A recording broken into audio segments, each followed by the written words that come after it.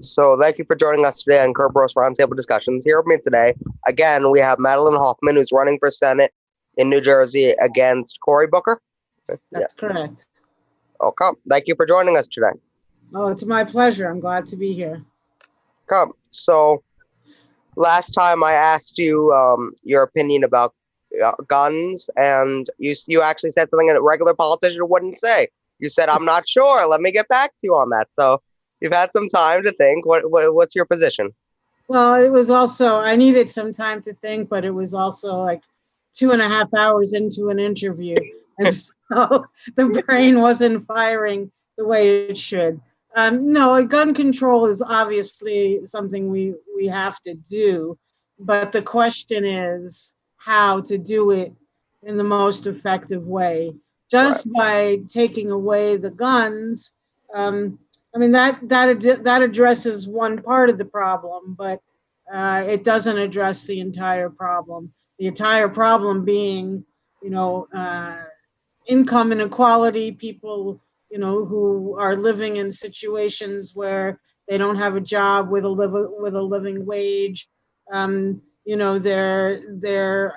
going to schools in neighborhoods where the amount of money that goes into the school system isn't what it could or should be. So we can't just say, let's have universal background checks.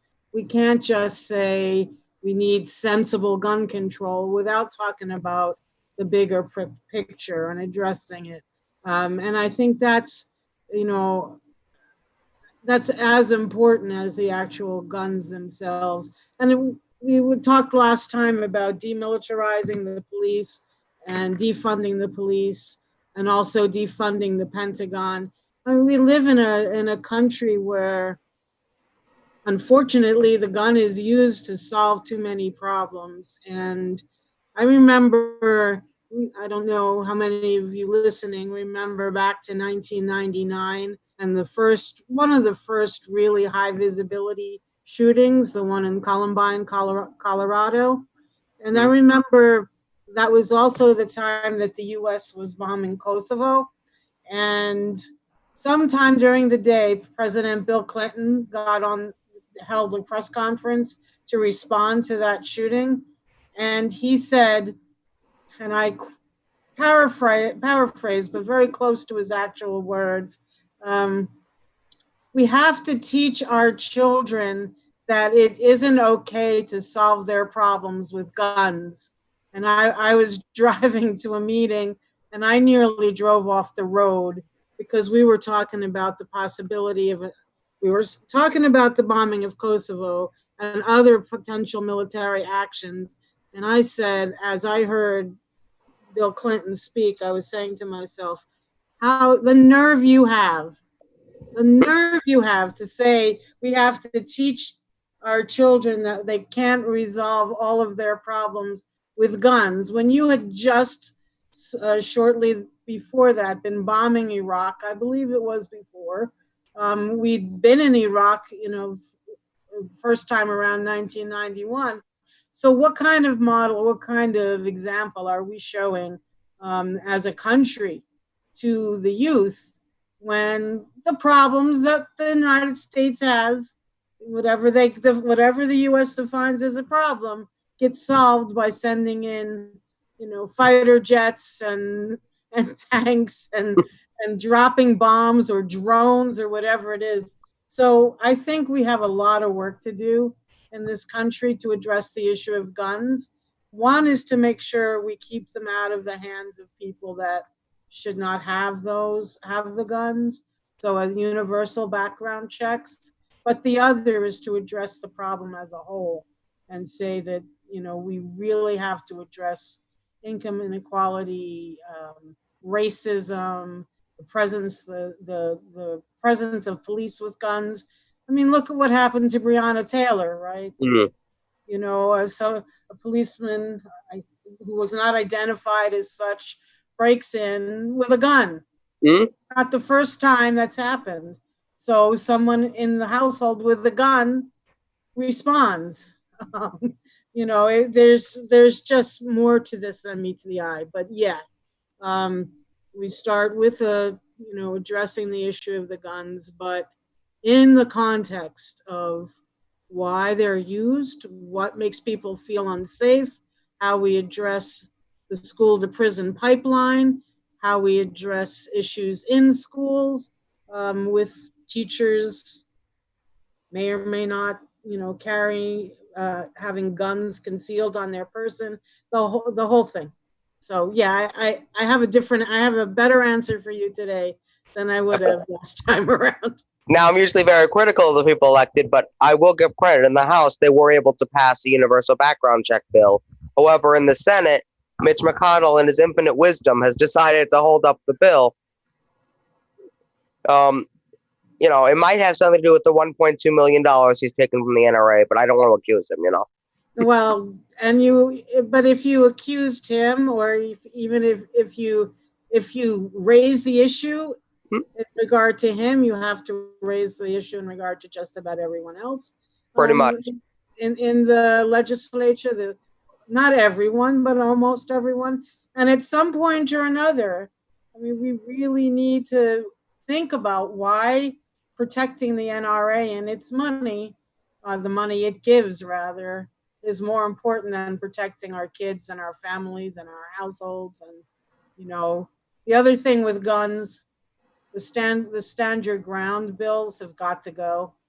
The ones that say, oh, if you say you feel afraid, you're entitled to shoot somebody, because those are so supercharged with racism.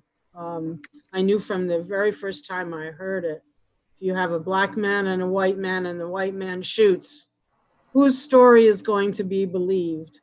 But yeah, let's hope that eventually the Senate sees how important it is to start to put some kind of gain some kind of control over this. Yeah, definitely. And now, I'm not sure if you heard, recently in the Senate they had, and in the House,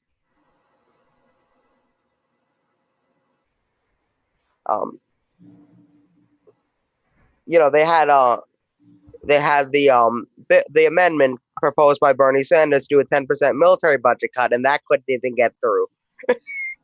Did I hear about that? I heard about it. I responded to it. I'm continuing to respond to it. And I also respond to those who think, and I get it. I understand why people want to celebrate the fact that 93 members of the House of Representatives and 23 members of the U.S. Senate voted in favor of the 10% cut. But really now, when I was the director of a peace organization, nonprofit peace organization, and from 2000 to 2018, we called for a 25% cut. As a candidate for U.S. Senate with the Green Party, I'm calling for a 50% cut. Howie Hawkins, the presidential nominee for the Green Party, is calling for a 75% cut. So you have people thinking that, well, it's an historic vote, but it's so far from where we need to go and where we should go with the military budget that I think that people need to start considering the fact that the Green Party is the only peace party, the only seriously anti-war party, and we put, quote unquote, our money where our mouth is.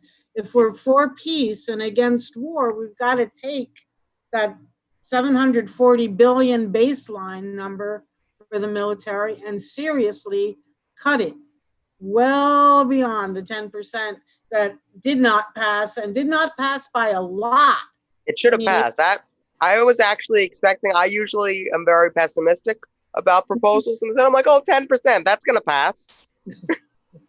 Well, I mean, and then I just read the Hill published an op-ed piece from a Republican legislator who said, it was like he was spitting it out. He was saying, those leftists, liberal, progressive, how dare 3 or 4 words, adjectives in a row, before saying the people who think we can cut the military budget. It was like leftist, liberal. Oh yeah, that's actually a pretty moderate proposal, I think, personally. Absolutely. I mean, and again, okay, if we talk about $740 billion baseline amount for the military budget, 10% is 74 billion. That can do a lot and can go a long way, but we can do so much better than that. It's just that the political will isn't there. Yep. If it's not there for a 10% cut.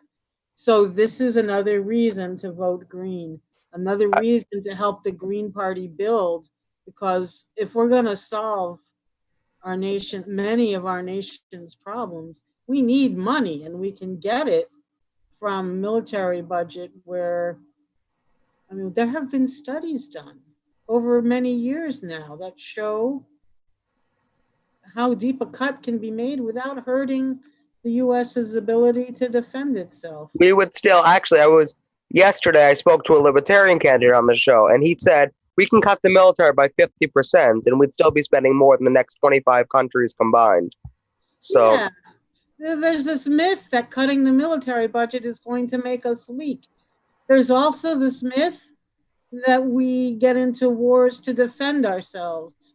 It's been a long time since we've gotten into a war to defend ourselves. That is absolutely correct. We're going into these military actions for other reasons than our own self-defense. And technically speaking, every single military action that we're engaged in as a country that is not for our own self-defense is an illegal military action and an illegal war, both constitutionally, because the Congress hasn't okayed it, and international, according to international law in the UN, because the only reason, legitimate reason, according to the UN, to get into a war is if a country is directly attacked and they're defending themselves. So. Definitely. Now, I want to show a video clip of someone talking about that great vote that happened. Okay, Brad, if you could pull that one up, it's the second video I sent you. All right, so I want to give everybody. And the video is called "Dems Who Take Voted Against a 10% Cut Take Over $200,000 from the Defense Industry." Oh, okay. On the story that we covered last time. In the House of Representatives. Are you sharing your volume?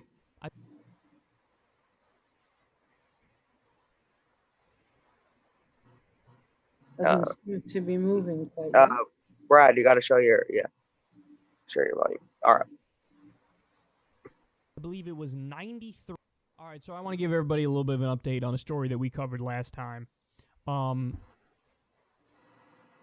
In the House of Representatives, only, I believe it was 93 Democrats, or 93 Congress people overall. Maybe there was like a handful of Republicans in there, but only 93 representatives agreed that we should cut the Pentagon budget by 10%. Now, 10% is nothing. These people should be willing to cut it by 40 or 50%. But, okay, 10%, we got something. But only 93 Congress people believe that. So, over 100 Democrats sided with Republicans and said, no, we don't want to cut the Pentagon budget by 10%. That's abysmal. That's disastrous. Let's not mince words here. That's pro-imperialism. They're pro-imperialism. And in the Senate, we had similar results. I believe there were only 23 senators who said, yes, let's cut the military budget by 10%. So that means a lot of Democrats said, no, I don't want to cut it by 10%. Even though we already spend more than the next 10 biggest militaries in the world combined, I don't want to cut it by 10%. Even though, you know, we waste all the money in the world on war and on corporate bailouts, but we don't have money for a UBI. We don't have money for Medicare for all, even in a pandemic. We don't have money for our crumbling infrastructure, which gets a grade of D+. They don't care about any of that. You want to know why? Because they're beholden to the military-industrial complex. So look at this tweet, because this says it all.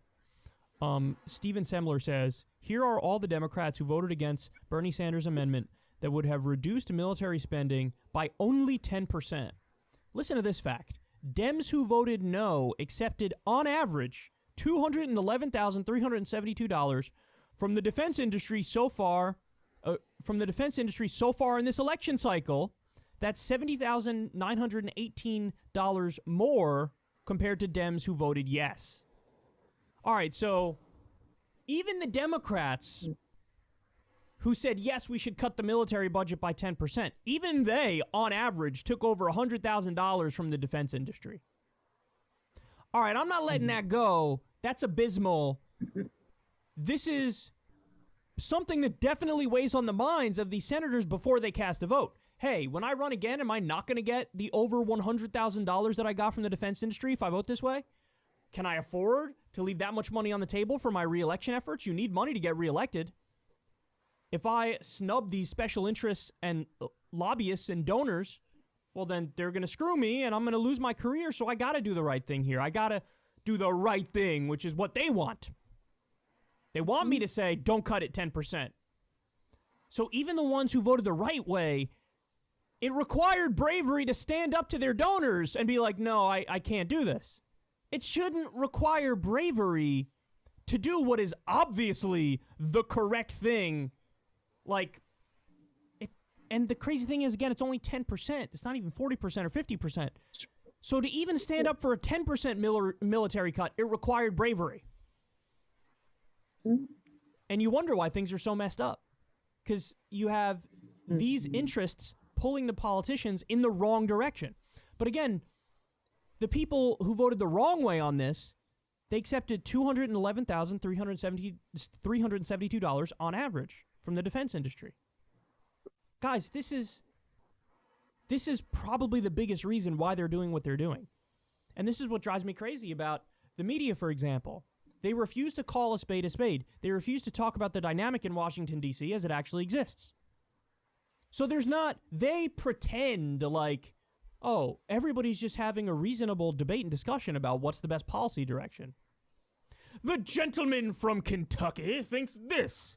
Really? Well, the gentlewoman from Minnesota thinks the following. Let's have an ideological and philosophical debate about this issue. That's not what they're doing. What they're doing is weighing the money question. How much money am I leaving, on the table for my re-election campaign if I do the right thing and support military cuts? Am I also leaving fodder to be smeared as, anti-military by some Republican opponent? So the things that they're weighing, they're not weighing the merits of the issue. They don't think in ideological and philosophical terms. Corruption is a huge part of this. And if the media was doing their damn job and, if the world made sense, that would be called out. That would be called out. Instead, they vote the wrong way and then hope that the people don't notice and hope that they can keep getting that sweet, sweet campaign cash. So listen, the media doesn't do their job, so I'm here to tell you guys who these corrupt sellout goons are. The people who genuflect to the military-industrial complex and are willing to pay to play to get along. If you can't even agree to a 10% military cut, you're beyond useless. I don't want to hear it. I don't want to hear your vote blue no matter who crap. Okay, so who voted the wrong way? Kamala Harris, Senator Coons, Senator Carper, Senator Menendez, unsurprising, Senator Rosen, Senator Whitehouse, Senator Cortez Mastro, Senator Hassan, Stabenow, Senator Sherrod Brown voted the wrong way. That's upsetting. Kyrsten Sinema voted the wrong way. Michael Bennet, Dianne Feinstein, Joe Manchin, Tammy Duckworth, Doug Jones, Senator Tester, Senator Peters, Senator Heinrich, Senator Shaheen, Senator Warner, Senator Tim Kaine, and Senator Reid. They all voted the wrong way. And they are banking on the media not telling you that this is what they did. They try to hide votes like this so the public doesn't see, and then they go running to, Honeywell, for example, They go running to Raytheon and Boeing and all these Boeing, defense Lockheed contractors, Martin. the military industrial complex, and they say, okay, I did your bidding. Now hook me up for my reelection. This is the way Okay, the we system can works, stop man. the video here.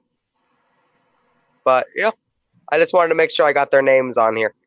I see. Yeah, and then in kind of a response to that, Sure.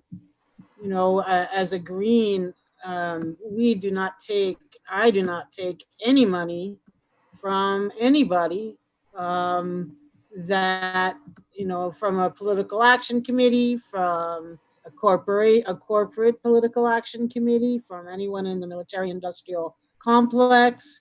And the problem is, and I don't know Kyle Kulinski, but he could have also said there is another political party out there that is pushing to end these wars and end these military actions and cut the military budget. Because 2 years ago, I ran against Senator Menendez. I got over 25,000 votes. I got the highest number of votes of any third political party in the race. And when I brought up the issue of the military budget, and I brought up US imperialism, which he mentioned for a moment, and I brought up the issue of why, you know, the United States thinking that we own resources around the world that clearly belong to others, or we're entitled to resources around the world that clearly belong to others. I was told that that was a distraction, that raising issues of the military budget and war and military action was taking the focus off of what issues mattered the most. And I said, and you can, you know, Kyle reinforced that. How can it be a side issue and an issue of distraction when there's all that money tied up in it that could be used to do the things that we need to have done in this country?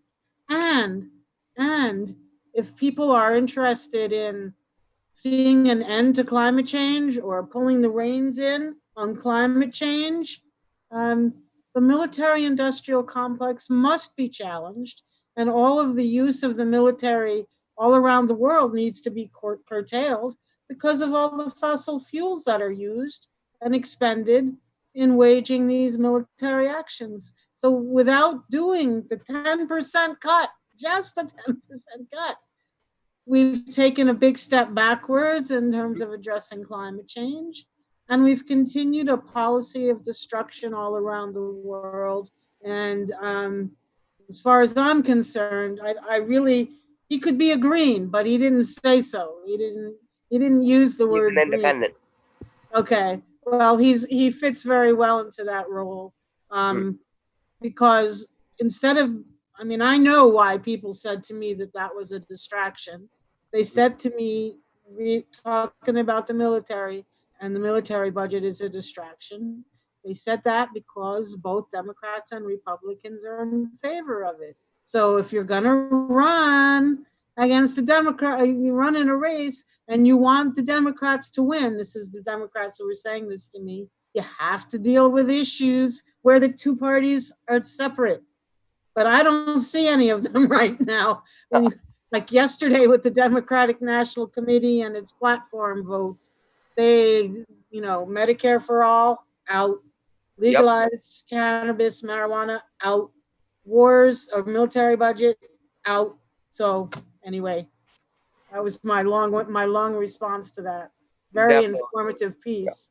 And just a little insight about him. He's one of the leaders of the progressive movement online, and he's one of the ones on the side where he's not going to vote for Biden. He's looking at the Green Party candidate. He's looking at that, and he's like, maybe I'll vote for him. I don't want to vote for Biden. He's like, because he feels like if he votes for Biden, he's personally responsible for anything he does. Yeah. That's why he didn't vote for Obama in 2012 because of the drone strikes. There you go. There you go.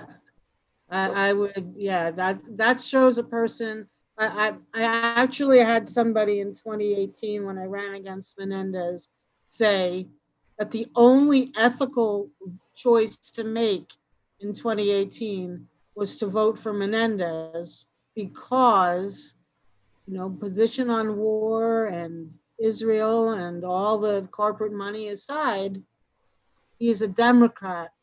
And so you have to vote.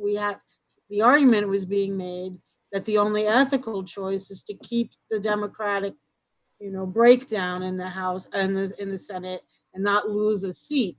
And then shortly after his reelection, there was some situation with a Yemen, or I'm not sure, I don't remember exactly which one, Mm. where of course Senator Menendez took the pro-war side. And so it's like, excuse me, ethical? Let's define what ethical is. Mm. And you certainly, when you described Kyle Kalinski's conviction that if he voted for Biden, he'd be responsible for anything that Biden did. That's an ethical decision.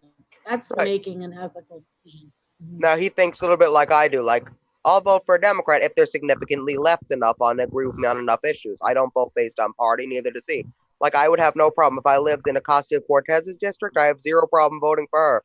She's done a decent job. But now, the person in my district, I voted against them in the election. I forgot who was running. Well, I didn't get to vote because we have closed primaries, but I would have voted against them for the more left candidate who was running against them. I have no problem doing that. They say, "Oh no, don't primary people, don't run third party, don't do any of that. We have to keep our incumbents forever." Yeah, there was one incumbent. I'm not sure if in the race there was a race in my state of New York where this African American Jamal Bowman ran against Yes. Elliot Engel, and he called Ocasio Cortez a dictator for endorsing Jamal Bowman. He said this is a democracy, not a dictatorship. But Nancy Pelosi endorsed him, so she's a dictator too, I guess.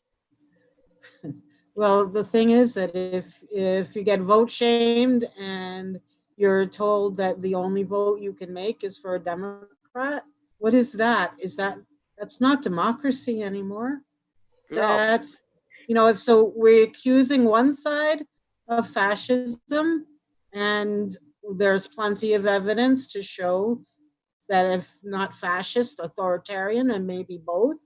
But then if the response is you can only do X when you go to the voting booth, isn't that the same kind of mind control as definitely. opposed to, but wait, there are other alternatives out there. And if we all of us who want a better world, want a better Congress, want a better country, if all of us then decided to vote green, and those who don't vote at all, there's the largest voting bloc there is, the people who don't vote at all. If we all voted green, maybe there would be a possibility of changing things around. If nothing else, to put the pressure on those in power to do something. And if we got really lucky, we could win. I mean, if we really did our work right and activated enough people. Definitely. Now, I'd like to show another video clip that highlights corruption. This is from a few years ago. But, I don't think things have gotten much better. okay, so we're going to pull it up. And we're going to pull up the clip. Brad, if you could pull it up really quickly. Oh, Oh, that's the same clip. Oh. I thought, oh, okay. Now, you want to talk about unbelievable corruption in Congress? Listen to this phone call, audio recording that Eleanor Holmes Norton left, Congresswoman, on a lobbyist answering machine. They're so brazen. This is a Democrat, too. They're so brazen that she thought nothing of leaving this message. Listen. This is Eleanor Norton, Congresswoman Eleanor Holmes Norton. I noticed that you have given to other colleagues on the Transportation and Infrastructure Committee. I am a senior member, a 20-year veteran, and am chair of the Subcommittee on Economic Development, Public Buildings, and Emergency Management. I'm handling the largest economic development project in the United States. I was frankly surprised to see that we don't have a record, so far as I can tell, of your having given to me despite my long and deep work.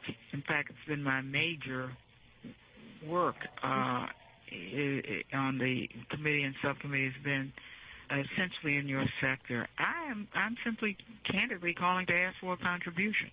As a senior member of the committee and a subcommittee chair, we have obligations to raise funds, and I think it must have been me who hadn't, frankly, done my homework to ask for a contribution earlier. So I'm trying to make up for it by asking for one now.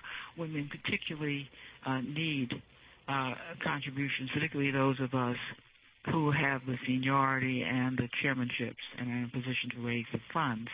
I'll send you a follow-up note with appreciation for having heard me out. Thanks again. Brazen. Brazen. I must have overlooked asking you for a bribe when it was obviously my intention to do so. But that's her subtle way of saying, I'm the chairman here. I can't believe you haven't tried to bribe me yet. I'm the most powerful person on this committee, and you better make sure that you give me my bribe, otherwise you're going to be in trouble. To leave that on a voicemail? You know why? Because it's standard operating procedure.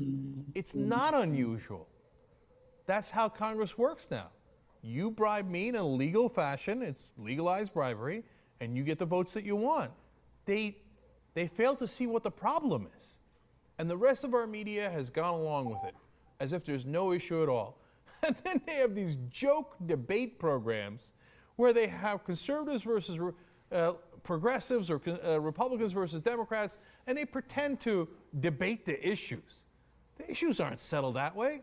They're settled in phone calls like that. Whoever can bribe the most wins. That's how they're settled. I'd say unbelievable, but unfortunately it's become so believable that it's now how we do business. Wolf-Pack.com, man. If you're not on Wolf-Pack.com and you're not part of Wolfpack, well, you're doing nothing to help revive our democracy. I mean, what are you doing? You're voting? I mean, bless your heart. But then your two choices are corporate robot A and corporate robot B. The guy who's going to get bribed efficiently, the one who's going to get bribed inefficiently, the one that complains that I didn't get bribed enough. Those are your two choices, unless you go to fix the system. Wolf-Pack.com.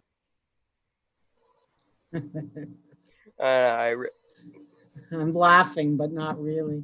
No, I know it's ridiculous, and this is just from I think 2011 or 2013, and yeah.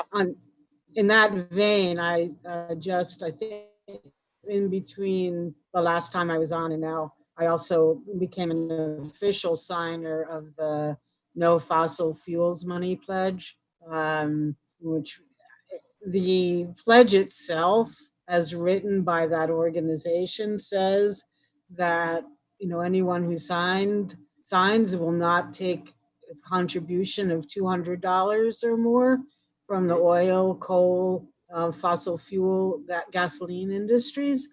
I won't take anything. The pledge says $200 or more.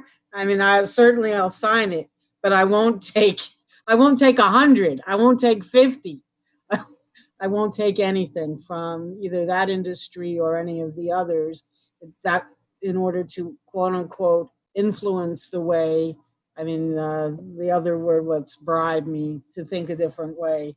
Because the way I see it, if I become a U.S. Senator, I'm there to represent the people and not the special interest, and not the ones that have the money to throw around and put in my lap. So, but it's funny.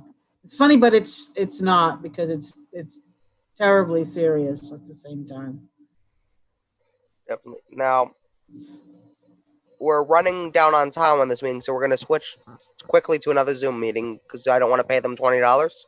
All right. That's all right with you? That's absolutely fine with me. So I texted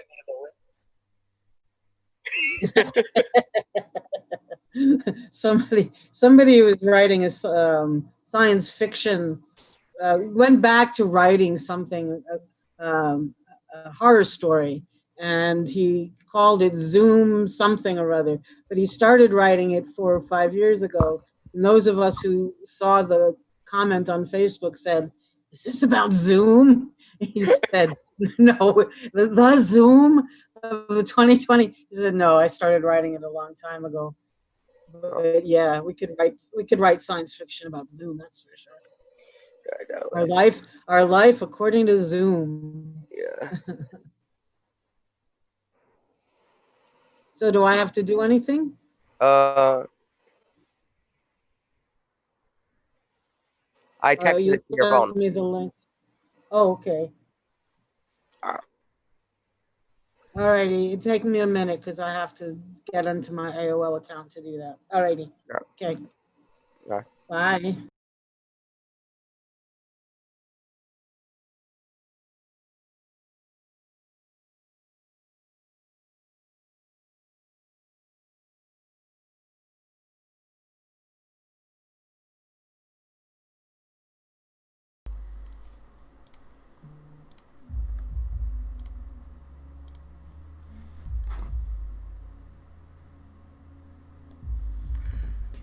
Alrighty.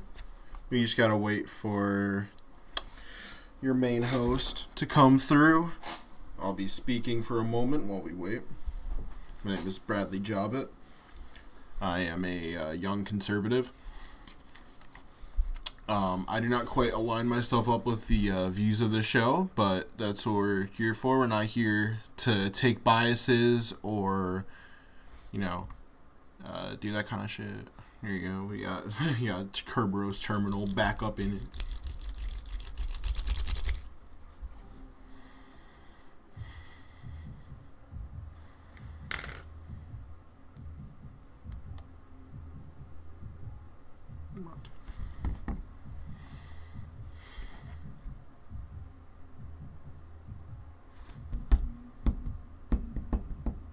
Hello. Guys. Hi. All right. So You're gonna entertain the stream. Oh no. Okay. All right, Mr. Suitman. Show us what you got. Well, just got these new pens in. Oh, dude, the new Kerberos Roundtable Discussion pens? Yeah, they have the email on it and everything. Yeah, oh yeah, but dude. we just got these new pens in. The new Kerberos Roundtable Discussion pens. It has our logo on it. Yep. Well, where's the shop? We need to get that shop linked up. Yeah. Sorry, just advertising our new pen while we're waiting for you. All right. All right. Yeah. The new Anyways. pen? Yeah. Yeah, we got a new pen with our YouTube logo that has the people on it. Oh, are you selling it? Well, I'm not sure if I can. I have to check the legality because there's people's likenesses on it.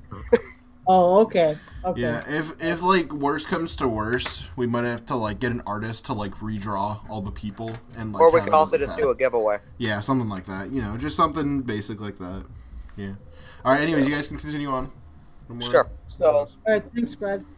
You could definitely. That I love how that congresswoman just left that message on that machine. He's like, "Oh, you didn't bribe me yet." Well, she didn't exactly use those words, but well, it means that. What else could you? What else is she? What else is she saying? Really, legalized bribery. That's what it is. And ever since Citizens United, it's been harder and harder to fight back against it. But we have to, because the influence of the military-industrial complex, as Kyle was talking about earlier, and then developers and chemical companies and pharmaceutical companies and the lobbies, especially from the AIPAC and NORPAC lobbies around the state of Israel.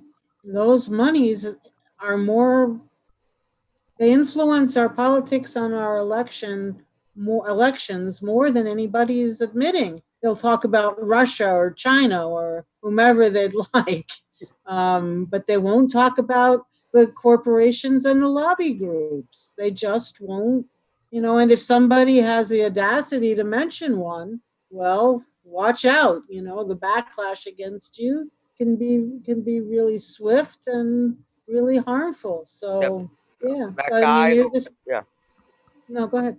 The guy who was talking about it, he had a brief run for Congress, And what happened was they literally told him, I'm not sure if you're familiar with Katie Hill. She lost her seat in Congress. She's a woman, and what happened was something happened. She was having an affair with one of her staff, and then her husband released these pictures. And Nancy Pelosi said, "You become a distraction. You have to leave." So her seat was vacated because Nancy Pelosi said, "You're a distraction." So that's how much power she holds. But anyway, what happened was it was an open seat, so there were a bunch of people running for it. The guy who you just saw talking about the bribery, the guy who did the wolf pack and everything, he ran for that seat, and he got a call from Katie Hill telling him to drop out of the race, because she wanted this anointed corrupt Democrat, um, Christy Smith, who was a legislator, who was apparently next in line for the seat because they've already decided who was next in line for the seat. So they said you can't be in this. They basically said you can't be in this primary because she's next in line for the seat. And he kept screaming. And the New York, not the New York, the New York Times wrote a smear article about him, dug up things from his past from 18, 19 years ago, because he was talking about corruption and how if he got in, he was going to give speeches on the floor of the House about how Nancy Pelosi's corrupt, about how Mitch McConnell's corrupt, about how everyone's corrupt, and how he was going to do research on the money they take before they take votes and let everybody know, about the money. So they did a smear article about him in the New York Times. You can't run if you're going to do that, apparently. So he ended up it's a runoff. So whoever gets the two most votes gets to go against each other. He ended up getting the fourth most votes. Mm-hmm. They wanted to stop someone because you ever heard this expression, the squeaky wheel gets the grease? Of course. You would have been that squeaky wheel. Yeah. No, and it's a little bit like it's a code of silence. I mean, if you turn on one of your, that's one reason why there's not much that changes in Congress, because if you call out your, somebody sitting next to you, they'll turn around and call you out. I mean, you can't, if everybody has dirty hands, then it doesn't matter. No, he refers to it as they're all cherished, they're your cherished colleagues. Yes. That's what he says. He's like, they're my cherished colleagues. And he actually had speeches written where he called Mitch McConnell his cherished colleague, where he was going to say, my cherished colleague in the Senate, Mitch McConnell, has taken $1.2 million from the NRA. He had these great speeches written out, but unfortunately he won't be able to say them. Yeah, it's a closed circle. It's too much of a closed circle. And every once in a while, somebody gets in. And we celebrate that, but then at the same time, I think it gives people false hope that the parties themselves can change, because you have 2 or 3 people who have a strong line and are willing to talk about the role big money plays, or the role capitalism plays, or the role lobbyists play in the system. But then if there's 435 members in the House of Representatives and 3 people calling them out, what's going to change? You have a lot of good information being shared, but not the political will to address it.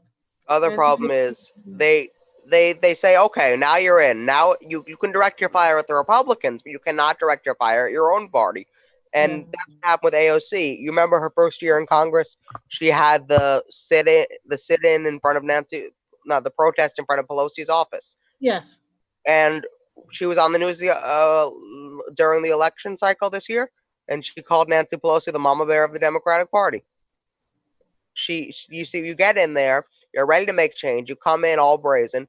Sometimes you'll stay that way. Sometimes they'll water you down. Most times.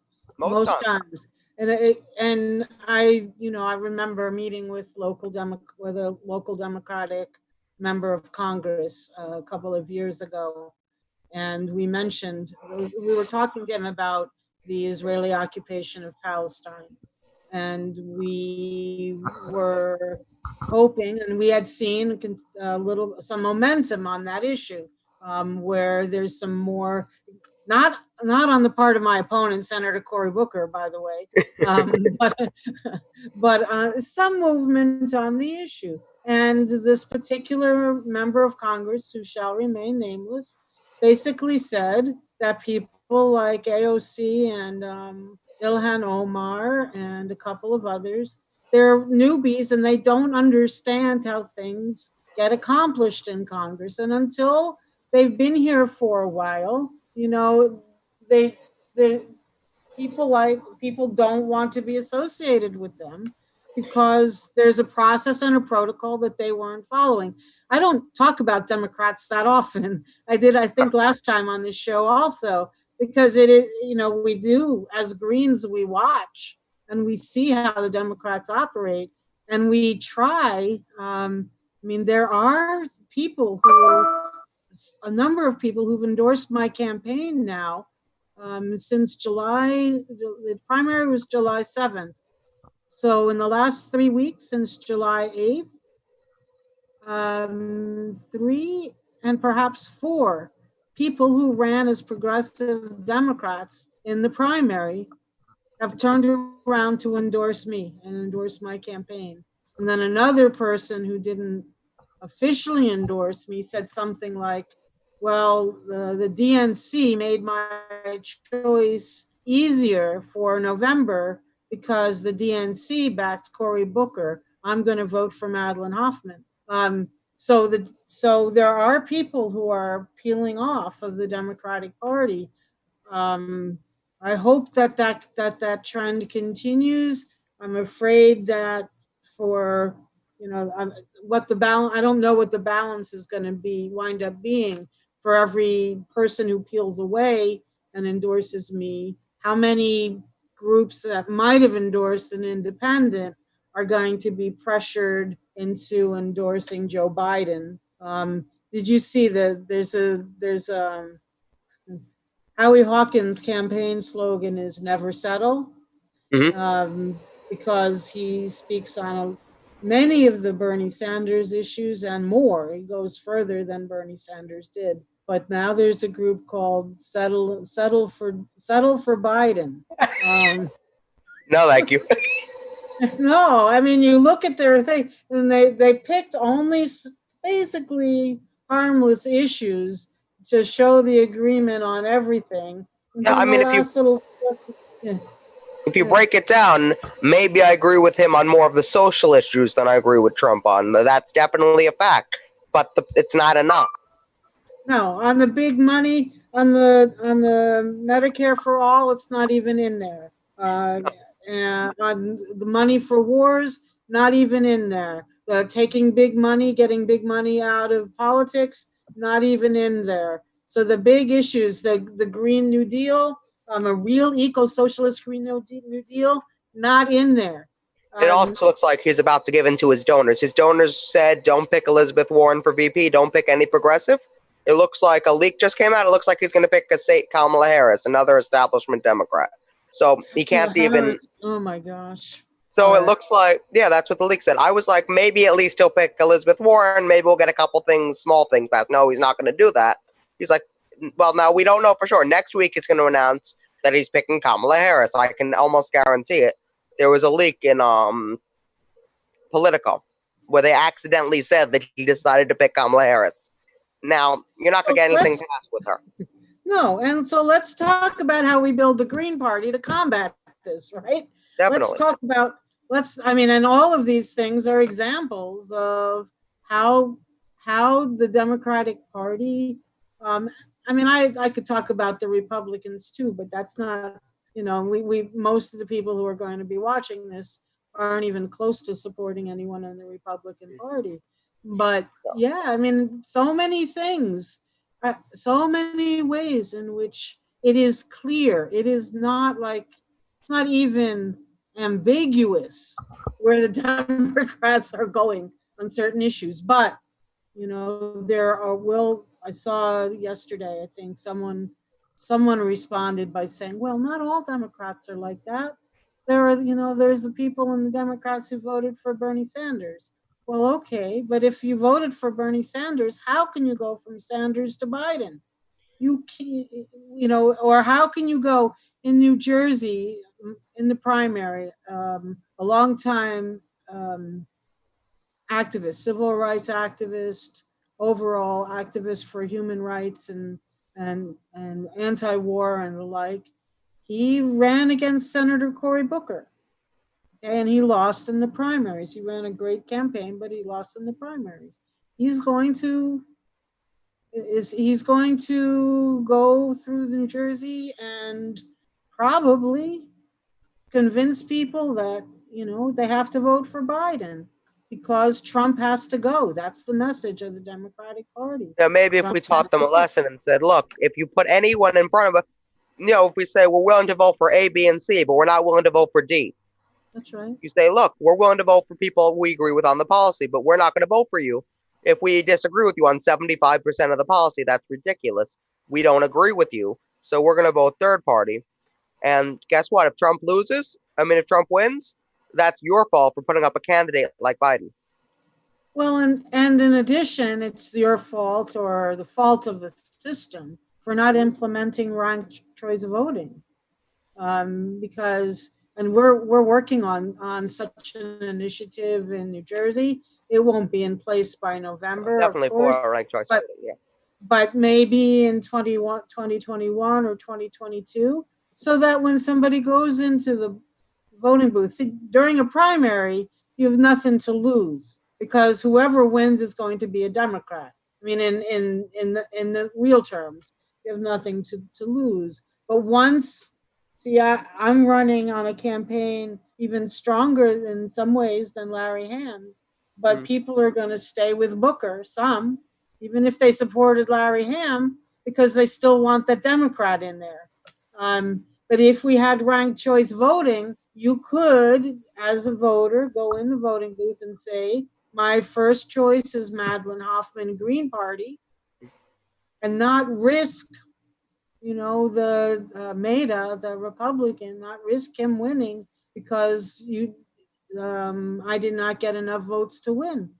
Somebody has to get 50% of the vote or more in order to win. So you're protected as a voter, and that's we need that. We need that too.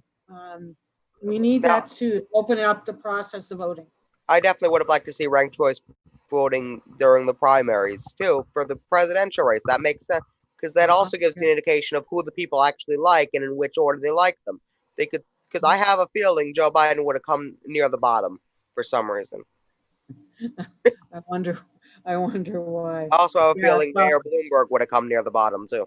yeah, no, I just think in general our processes for selecting our candidates and our leaders is as is not at all democratic, and it gets No. less and less democratic as we go on. And I remember last time we talked about Elizabeth Warren and how she went after Mayor Bloomberg, and it was all about the money and the democracy. But that's at a different level. If you talk to the people who don't vote, who have never voted or have stopped voting, it's because there's no candidate that represents their interests. No, It's not like people are apathetic.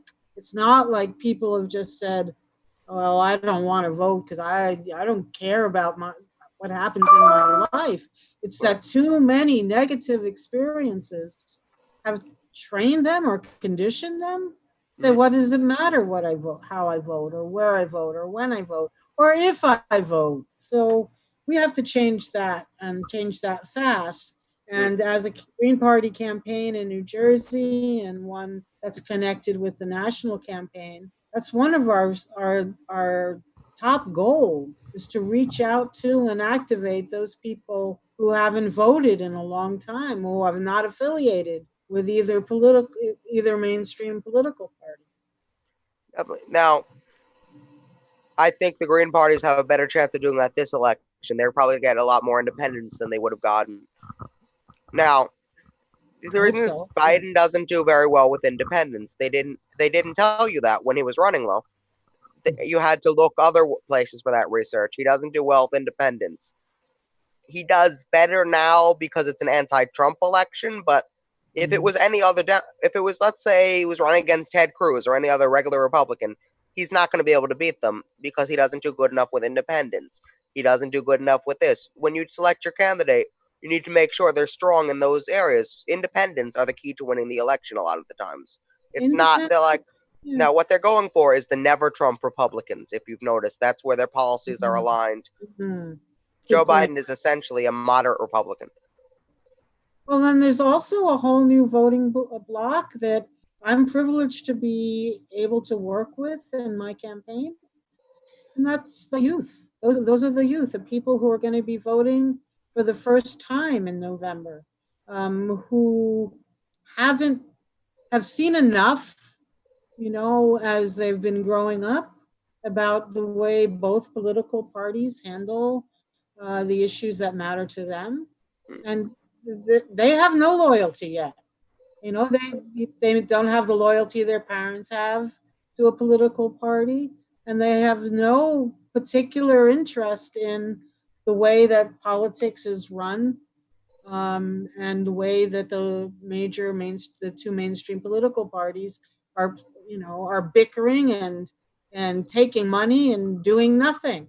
So that's another group that can be appealed to. And I don't think Joe Biden is going to appeal to the youth. No, only 3% to Bernie. Now his campaign came up with this idea. They're like, look, Bernie Sanders got all this money from his supporters. What if we did that? And then they had Sanders send out emails. You know what happened? 3% donated to his campaign. 3% of the Sanders donors. And there's a reason for that. Yeah. They don't believe in his campaign. They don't want to give him any money. They gave Sanders money because they agreed with him and they were inspired. They weren't inspired by Joe Biden. I don't see how anyone could be, though. Well, and the thing is, and this is again where I think one of the reasons the Greens should draw more attention, and candidacies like mine as well. I have spent 40 years as an activist in New Jersey. I've spent 40 years speaking up for communities who are concerned about contaminated water or contaminated air or landfill or radioactive waste. I spent 20 years with grassroots in the trenches with people in their communities fighting against that pollution. And then another 20 years fighting for peace or working for peace. And so the consistency over 40 years, the consistency of my activism and my positions on this issue should count for something. Because as you're talking about with Biden and Sanders has a consistency. You either, you may not like him, but you have to admit that he's, and I'm not talking about myself here, but I know there are people in the Democratic Party who don't like him. He has had a consistency. Mostly voters over 45. Yeah, because Bernie Sanders has consistently been championing the working class, in one way, shape, or form. Joe Biden knows that appeals to people and suddenly decides, all right, let me take this jacket off and put another jacket on, and maybe people will vote for. No. It doesn't work that way. I mean, it shouldn't work that way. It does work that way. If people are afraid. What's that? It's unfortunately turned into an anti-Trump election. If this was any other election, I have a feeling he wouldn't do as well as he's probably going to do, because people are acting like Trump is this unique threat. Trump is not a unique threat. The previous administrations we've had have actually led to him in some ways. Yeah, I mean, the deportations under Obama, the drone strikes under Obama. I mean, there were a couple of things you could point to, but if you go back to the year 2000 and George W. Bush and then President Obama, and if you look at the history of this country, we've not there have been, I think, 25 years when the United States has not been at war. And what does that mean, to not be at war? It means no civil war, no war against the genocide of Native Americans. It means wars or military actions within other countries, or at our borders or wherever. So this country is steeped in violence and imperialism and colonialism, and so you can't. I mean, maybe some have been more blatant about it or overt about it, and but this I don't believe that any president has ever, throughout his entire term, and hopefully one day there'll be a she there. I don't think any president has presided over a full term without a war or military action or violence somewhere. So we can't keep fooling ourselves about this, and that's another reason why we need to think outside of those two-party box. Now, another example, like I was saying, he's going toward Kamala Harris to the BP. Here's another example. He's going to the right. We're going to show another video. I'm not sure if you're familiar with John Kasich. Yes, oh, definitely. He's going to be speaking at the DNC in favor of Joe Biden now. I remember seeing that. I didn't focus on it because I'm too, caught up in Green Party politics. Right, but it just shows he's going further to right. He's not doing that because no. Would you ever see John Kasich go for Bernie Sanders or anybody like that? No. Joe Biden is like, oh great, he's on my side. So I have a little bit of breaking news here. Your audio. Yeah, this audio is not on. This right before.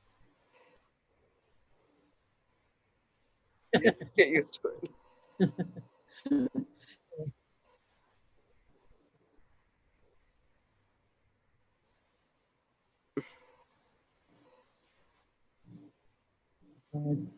Before I came on air.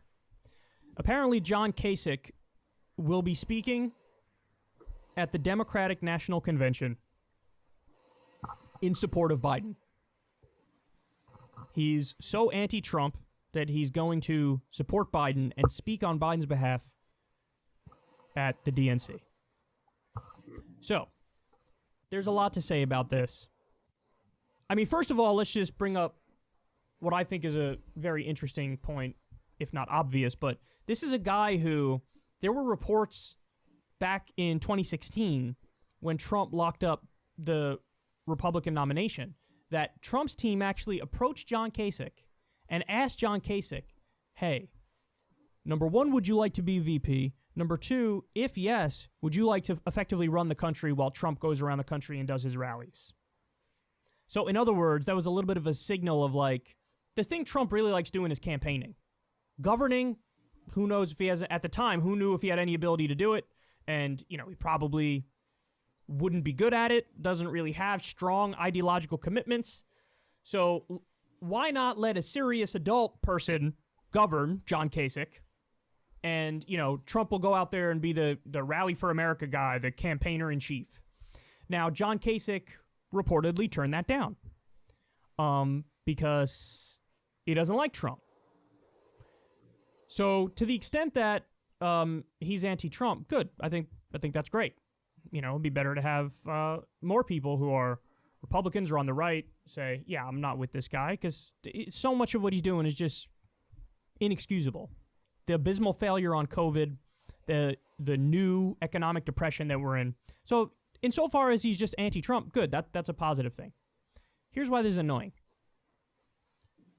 The same people who blocked Nina Turner from speaking at the DNC in 2016 and instead had Mike Bloomberg, the stop and frisk billionaire, speak. Those people are going to turn around and welcome John Kasich with open arms. Well, for those of you who don't know, John Kasich is massively anti-choice, against abortion. He was against marriage equality.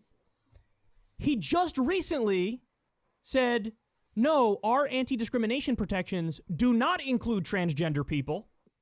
So he's an anti-transgender bigot who's openly in favor of discriminating against them. No problem with that whatsoever. Does not want anti-discrimination laws to protect the trans community. And he's also incredibly anti-union. Now, he's a moderate Republican in the context of today's Republican Party, but that's still a pretty far-right character. Now, would I be like, okay, you know what, fine, it's cool, if John Kasich was signing up for a left agenda? Yes, I'm in favor of changing people's minds. I'm in favor of converting people so that we can build a coalition and become successful and implement our ideas. The problem with this John Kasich news is that ain't nobody changing John Kasich's mind about Dickie McGee's acts. John Kasich is acknowledging, rightly, that Joe Biden is a moderate Republican. So the issue with this story is that this is a new acknowledgement that, well, the Democratic Party of 2020 is just the Republican Party of 1980. They're for, tax cuts for the rich. They're for deregulation of Wall Street. They're for endless wars in the military-industrial complex. That's why John Kasich is fine with endorsing Biden and advocating for him. Not because Joe Biden convinced John Kasich to go left on his grounds. No, it's because fundamentally, Joe Biden agrees with the right and agrees with John Kasich and agrees with establishment Republicans. So that's why this is an issue. Everybody knows I have no problem with building bridges wherever we can build bridges on our terms. That's the key point. So Bernie Sanders working with Mike Lee, an otherwise disgusting far-right winger. But he worked with Mike Lee to end the genocide in Yemen. Sign me up for that all day. Why? Because we're not compromising left-wing values in the process of working with somebody. But Kasich standing up for Biden, there's no standing up for left-wing values here. Everybody just recognizes that Joe Biden's a moderate Republican. And so he's like, great, so the Democratic Party is like the old-school Republican Party. Sign me up because I'm a Republican. That's what John Kasich is doing here. And that's why this is frustrating. The same party that put a middle finger up to Nina Turner is welcoming John Kasich with open arms. What does that tell you? What does that tell you? It tells you they got no interest in Nina Turner's politics. They got no interest in the populist left. They got no interest in social democracy. They got no interest in raising wages and ending wars. They got no interest in ending the drug war. I can go on and on. They have no interest in Nina Turner, who's right about virtually everything, and they have plenty of interest in John Kasich, who's wrong about virtually everything. Okay, we could stop the By the video way, there. the same people. But yeah, I definitely think so. Try to wrap it up. We're gonna get your reaction to that, and I'm gonna ask you another couple questions. I'm gonna try to wrap up the interview. Okay. All right. Yeah, my reaction to that is he's making some very strong points and describing the Democratic Party in very apt terms. And I was talking to somebody about this yesterday. If you take a ruler, and the ruler is on the left side, it's the political left, and on the right side, it's the political right. Okay, you have 12 inches of this ruler, and it measures the political spectrum from left to right. That whole ruler has been moving more and more and more and more to the right over the last 40 years. And that's basically exactly what Kyle was saying in that clip you showed. That the people who were at one point clearly to the left of center, and I also resist sometimes these using left and right, because we're talking about issues, human issues and economic issues that apply to everybody, left or right. And so left and right should coalesce around some of this. But just for the purposes of what he was saying, and to finish up the discussion, there are people who couldn't join the Republic, who can't join the Republican Party today because they'd be too far to the quote unquote left. the moderate Republicans of the year 1990.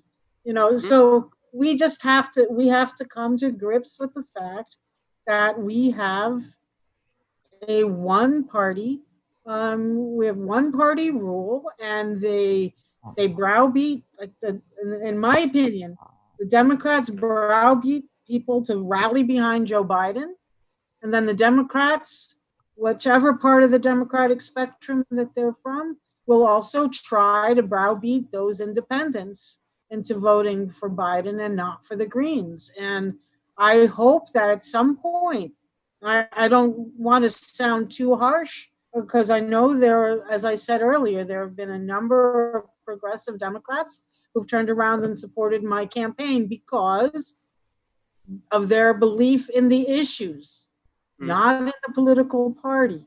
So I know there are many people out there who still support the same issues they supported when they ran as a progressive Democrat. So now let's put those into play. Let's act politically in the general election the same way. Let's act politically according to our principles and our values and our policy decisions. And whether that means going green, well, it probably means, to me, it means going green, because you're not, obviously, the news of the last few days, you're not going to find it in the Democratic Party. So that's my response to Definitely, yeah. And I definitely think that these are two examples that Biden has zero interest in reaching out to the left. He, like I said, if I'm right about his VP, that's an very establishment pick. The establishment media was behind her from the beginning. If you notice, they really wanted her campaign to succeed. She gets millions of dollars. She got millions of dollars from the Wall Street. They really loved her. So that's another. And then he's like, okay, great, John Kasich, great. So that means he doesn't care about the left. So why should someone on the left actually vote for him? No, they shouldn't. They need to vote for someone who's actually on the left. If you're on the left, you vote on the left, or in those terms. Yeah. Or if you believe in what the people in Black Lives Matter are promoting, if you believe in defunding the police, demilitarizing the police, if you believe in defunding the military, if you believe that everyone has a right to health care and health insurance, especially during the time of a pandemic. Okay, I mean, we've seen how many millions of people have lost their health insurance because they lost their jobs. If you believe in a universal basic income that could have protected us all, I mean, they're still fighting in the House and Senate about a new stimulus bill and extending the $600 a week of extra unemployment benefits. So if you believe that this country needs those kinds of policies, then vote for the person who embodies those policies, who's willing to fight for those policies, the person or the party. But you have to start. Yeah, right, exactly. You have to lead with what you believe in and what your policy preferences are, because you're right. You're not going to find that in Joe Biden. Now, recently, I don't usually like Kamala Harris, but I'm going to give her credit here. Her, Bernie Sanders, and Ed Markey proposed $2,000 a month for all Americans until the crisis is over, and 3 months beyond that. The Senate has basically decided, no, we're not going to do that. We're just going to go with the bill we have written by Mitch McConnell. So they don't like that one for some reason. Well, and I know you're sort of being facetious when you say for some reason, right? Because they don't believe in a workers' bill of rights. What about extended sick pay? What about, I just read something today just before the interview, and I don't recall where the man is from, if it's a state level position or a federal position. He's an elected politician. I don't remember the state or the level. He said something about teachers, and he said something about how if teachers are afraid to go back to school during this because of the pandemic and they think it's too soon, I think he said something like, find yourself another profession. So, I mean, it's another example of how workers are being asked to choose between income, livelihood, food, housing, healthcare, being asked to choose that, to make a choice between having some kind of income or nothing, Right. as opposed to a situation where everyone is guaranteed a livable wage, a job that, where they're not going to be subject to hazards and so on. I know I just want to take 10 seconds to say, speaking of, the Democrat, I just had an interesting conversation with someone the other day about Pelosi, who has her own primary challenger, what they said? No one should be allowed to run against Pelosi because she's Pelosi. she's a genius. She's the leader, so you can't run against her. You can't run against her and demand things because the guy ran against her is like, we need to do a people's stimulus. We need to do this. We need to do that. And like, they're like, he's making Pelosi look bad. I'm like, good. Right, but then it is about the issues, right? And it's about the kind of country we want, the kind of world we want. And if we keep giving in and settling for far short of where we want to be, we're never going to get there. And so ranked choice voting with your heart, or and according to your beliefs, that has to be in the lead. Okay. So thank you for joining us again today. You're welcome. Let me add. May I add my website? Let me just, if people want more information. Tell them where you can find you. They can find me at hoffmanforsenate.com. Hoffman for Senate, all the words, not the number. Hoffman for Senate, and then Hoffman for Senate. Hoffman, the word, and space Senate 2020 on Facebook. Okay, you'll be able to find everything in the description. We can put it all in the description. All right, great. Okay, thank you. Thank you. Thank you. You too. All right.